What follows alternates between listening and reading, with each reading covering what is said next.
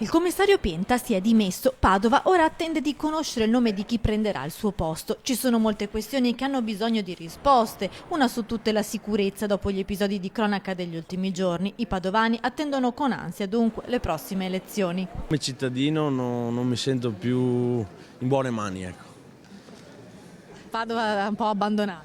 Sì, Noi ci sentiamo molto tranquilli, è una città, si potrebbe fare meglio, speriamo che il prossimo sindaco faccia meglio.